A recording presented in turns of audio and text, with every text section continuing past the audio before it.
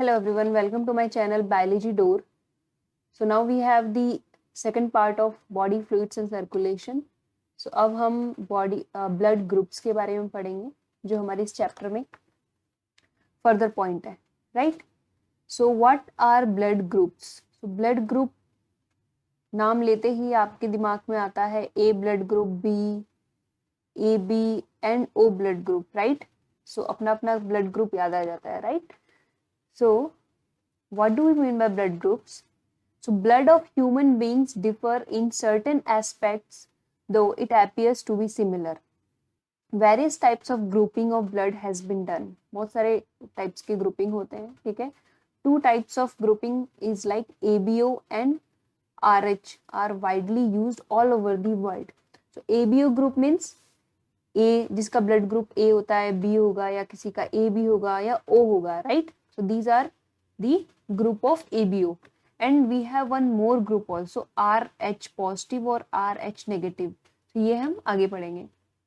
So next point we have ABO grouping is based on the presence or absence of two surface antigen. So जो ABO हमारी grouping है इसमें कुछ antigens की presence और absence important होती है, ठीक है? And on this RBC namely A and B. So ये हम आगे देखते हैं कैसे जो है एंटीजन कौन सी ग्रुपिंग में एब्सेंट होते हैं और प्रेजेंट होते हैं. Similarly, the plasma of different individuals contain two natural antibodies.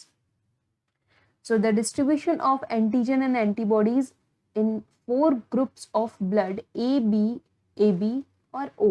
So चार ग्रुप में हमारे डिवाइड हो रहे हैं ब्लड ग्रुप्स. कौन से? Number 1 is AB, then A, then B, then O. ठीक है. So you probably know that during blood transfusion any blood cannot be used. जब भी हम कोई भी ब्लड ट्रांसफ्यूज कराते हैं या ट्रांसफर कराते हैं दूसरे पे तो हम हर कोई ब्लड यूज नहीं कर सकते. Like if I have a blood group of B positive तो मुझे जो ब्लड लाइक ट्रांसफ्यूज होगा वो बी पॉजिटिव ही होगा. अगर मैं ए ब्लड ग्रुप यूज करती हूँ तो it might be like problem for me.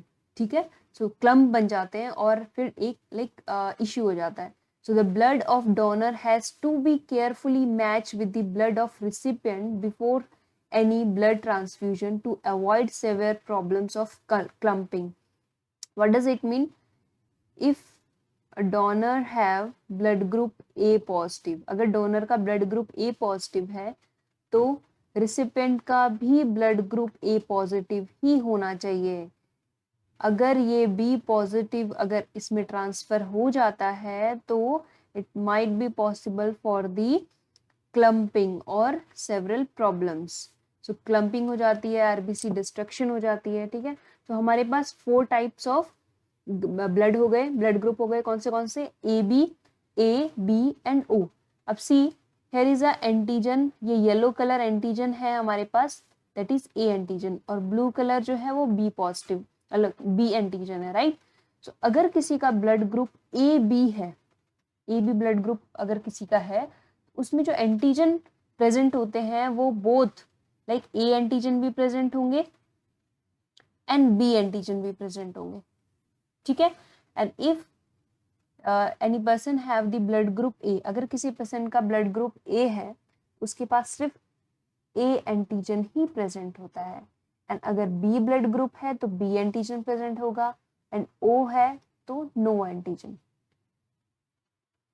ठीक है. सो ये एक बेसिक थिंग है, हम आगे पढ़ेंगे और क्या क्या चीजें हैं इसमें. So now what we have the blood group O can be donated to person with any other blood group and hence O is called as a universal donor. So जो ओ ब्लड ग्रुप है ये ओ blood group हम किसी को भी दे सकते हैं, इसीलिए हम इसको क्या कहते हैं? Universal donor. अगर किसी का ब्लड ग्रुप ए है, ठीक है, and if there is a requirement of like blood for the like अगर किसी को कोई इश्यू आ रहा है, उसको ब्लड की रिक्वायरमेंट है तो वो ओ ब्लड ग्रुप वाला जो है यूनिवर्सल डोनर है वो जाके दे सकता है. And A B blood group जो है, अगर किसी का ए बी ब्लड ग्रुप है तो वो यूनिवर्सल रिसिपेंट कहते हैं हम उसको. मतलब कोई भी लाइक ब्लड ग्रुप का जो पर्सन होगा या किसी का ब्लड ग्रुप ए है या बी है, तो वो जो है ए बी ब्लड ग्रुप वाले पर्सन को जो है ब्लड दे सकता है, ठीक है। So in this chart the blood group अगर किसी का ए है देन उसके ऊपर ए एंटीजन प्रेजेंट होती है, और एंटीबॉडीज जो यहाँ पे लाइक वर्क करेगी वो एंटी बी होगी, इसके अगेंस्ट ए एंटीजन के against anti B antibodies work करती है, ठीक है। तो हम जीनोटाइप यहाँ लिख सकते हैं A and A O. If the blood group is B then we have B antigen where the antibodies are anti-A. If the blood group AB, then A antigen भी present होगा और B antigen भी present होगा, पर antibody कोई भी present नहीं होगी यहाँ पे, ठीक है, against them. If a person have a blood group O, then there is no antigen present on it, but the antibodies are both anti-A and anti-B, ठीक है. So then what we have? So we have one more group also, that is RH grouping. So हमने ABO grouping के बारे में पढ़ लिया, ठीक है। अब हम पढ़ेंगे RH grouping क्या होती है. So another antigen, the RH antigen similar to one present in rhesus monkey. RH means RH का मतलब होता है rhesus monkey. इसका नाम rhesus monkey से मिला है बिकॉज ये rhesus monkeys में जो है ये ब्लड ग्रुप हमें मिला था. It is also observe on the surface of RBC of majority of humans. Such individual are called RH positive. अगर किसी की लाइक कोई अगर पर्सन में ह्यूमन में RBC के सरफेस में RH पॉजिटिव मतलब अगर RH ग्रुप पाया जाता है, ठीक है, एंटीजन पाया जाता है, तो हम उसको RH पॉजिटिव कहते हैं. और किसी की RBC के ऊपर ब्लड के ऊपर एंटीजन एब्सेंट होगा, किसका RH का एब्सेंट होगा, देन उसको हम RH नेगेटिव कहते हैं, ठीक है. So a person having RH negative person, if exposed to the RH positive person, will form specific antibodies against the RH antibodies. Like अगर कोई भी पर्सन, ठीक है, कोई भी पर्सन अगर उसका ब्लड ग्रुप RH नेगेटिव है, ठीक है, अगर वो RH पॉजिटिव के साथ एक्सपोज हो गया, मतलब उसका ब्लड मिल गया, देन वो एक क्या एंटीबॉडी फॉर्म करेंगे जो कि अगेंस्ट किसके होती है, RH एंटीजन के अगेंस्ट होती है, ठीक है. सो RH group should be match before transfusion. जैसे जब भी हम ब्लड ट्रांसफ्यूज करते हैं तो हमें ये चेक करना होता है कि RH नेगेटिव है या RH पॉजिटिव है, ठीक है.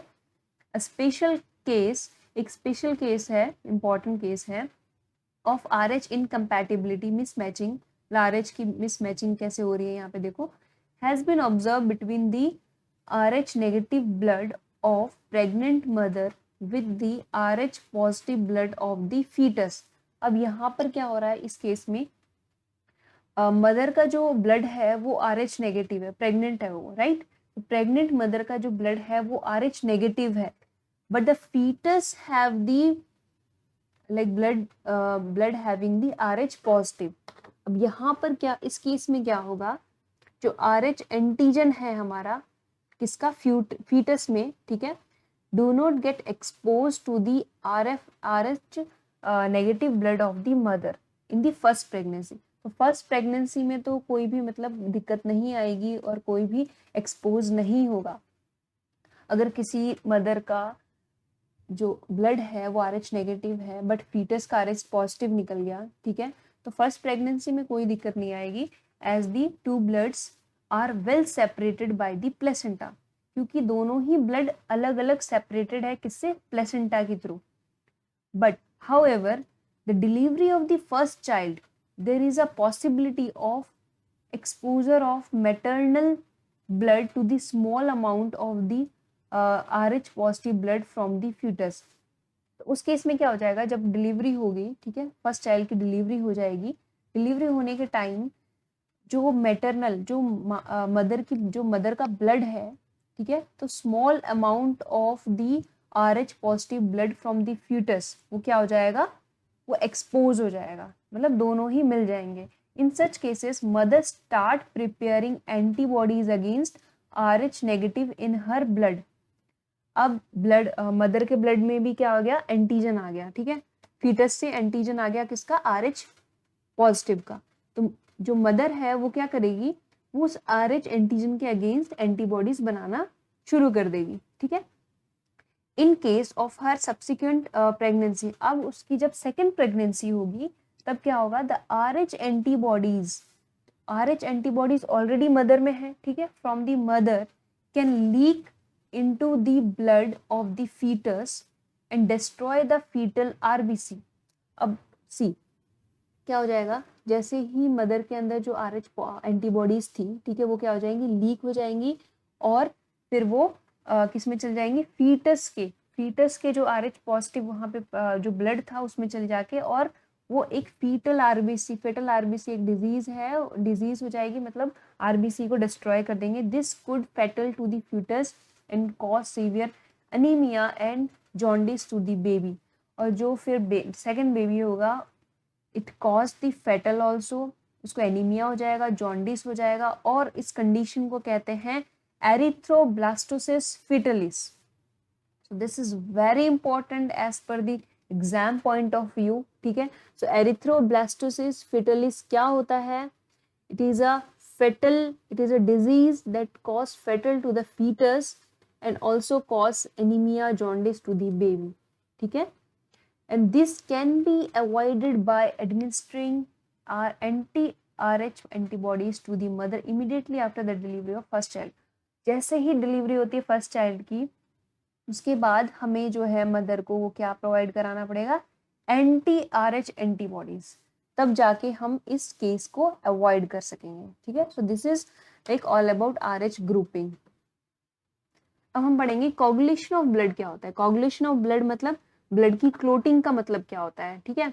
So we have a case, you know that when you cut your finger और hurt yourself, your wound does not continue to bleed for a long time, ठीक है। जब भी अगर आपकी उंगली कट जाती है या फिर बाई चांस आपके हाथ कट जाते हैं, तो आपका जो लाइक जहाँ से कटा है वहां से ब्लीड कंटिन्यू नहीं होता, कहीं ना कहीं कभी ना कभी जाके वो स्टॉप हो जाता है। Usually the blood stop after some time. आपको पता है क्यों स्टॉप होता है वो, because blood exhibit coagulation or clotting in response to an injury or trauma। कोई भी इंजरी होती है, ठीक है, कहीं भी इंजरी होगी तो एक क्लोटिंग फैक्टर होता है जो कि ब्लड को रोकता है ब्लीड करने से। This is the mechanism to prevent excessive loss of blood from the body. So ये मैकेनिज्म किस लिए हेल्प करती है, ताकि हमारी बॉडी से बहुत सारा ब्लड एक्सेसिव लॉस ना हो जाए, ठीक है। So you would have observe, अब आपने ऑब्जर्व करा होगा, a dark reddish brown scum formed at the site of cut और an injury over a period of time. So कटने के बाद एक बहुत ही डार्क लाइक रेडिश ब्राउन करके एक लाइक स्कम बन जाता है, ठीक है। So it is a clot, उसको हम कहते हैं क्लॉट और coagulum, formed mainly of a network of threads. वो कैसे बनता है, network of threads called fibrins. Fibrinogen is a protein that responsible for the clotting of factor, ठीक है। फिब्रिन्स क्या है, in which dead and damage formed element of blood are trapped. अब उसमें से क्या होगा कि जब हमारा ब्लड जो है कंटिन्यू ब्लीड होता रहेगा, थोड़ी टाइम बाद क्या हो जाएगा, वो एक क्लोट बना लेगा। और क्लोट क्या होता है, एक नेटवर्क ऑफ थ्रेड्स होता है जिसको हम फिब्रिन्स कहते हैं, ठीक है। So fibrins are formed by the conversion of inactive fibrinogen in the plasma। अब फिब्रिन्स क्या करता है, कैसे बनता है फिब्रिन्स, जो प्लाज्मा में इनएक्टिव क्लोटिंग फैक्टर प्रेजेंट होते हैं डेट इज फिब्रिनोजेन, उनको क्या करेगा, सबसे पहले तो एक्टिव करेगा by the help of enzyme thrombin. Thrombin के साथ क्या करेगा, हेल्प करेगा। और thrombin in return are formed from another inactive substance present in the plasma, prothrombin. So thrombin active कैसे होगा, प्रोथ्रोम्बिन। सो सबसे पहले हमारे पास है प्रोथ्रोम्बिन,